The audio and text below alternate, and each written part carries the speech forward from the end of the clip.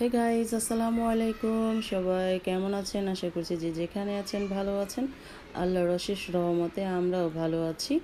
তো বলতে বলতে 4 রোজা আজকে চলে যাচ্ছে। তো এটা তো আমি বলেছিলাম যে আমার অনেকগুলো ভিডিও জমা আছে।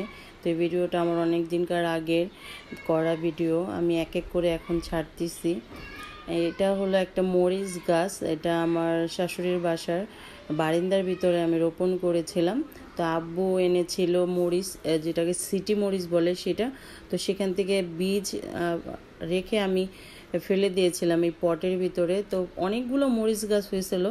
তো আবার এখানে তুলসী পাতা গাছও আছে। তো সব কিছু মিলে আর কি অনেক গাছ হয়ে গেছিলো। টপটা ছোট, মানে ঝাড়টা ছোট, কিন্তু গাছ হয়ে গেছিলো অনেক। তো আম্মা বারবার বলতেছে তোমার মরিচ গাছগুলো ফেলে দাও, এগুলোতে মরিচ ধরবে না, আর এই যে তুলসী পাতাগুলো নষ্ট হয়ে যাবে গাছগুলো।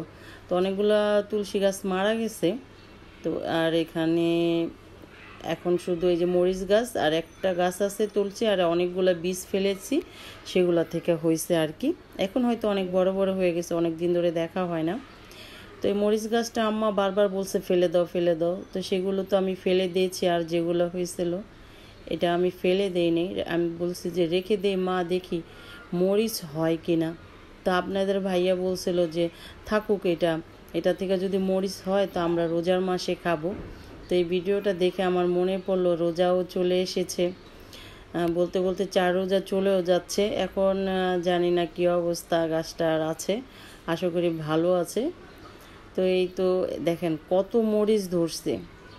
আম্মা বলছিল ফেলে দে ফেলে দে, আমি আসলে ফেলে দিতে যাইও ফেলে দেন, এটার সাথে আরও অনেকগুলোই ছিল, সেগুলো আমি ফেলে দিয়েছি।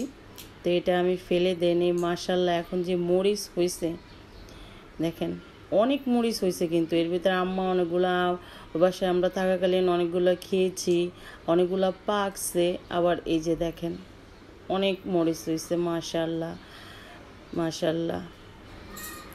তো এই তো সবাই ভালো থাকবেন, সুস্থ থাকবেন, আমাদের জন্য দোয়া করবেন। আল্লাহ হাফেজ, আসসালামু আলাইকুম।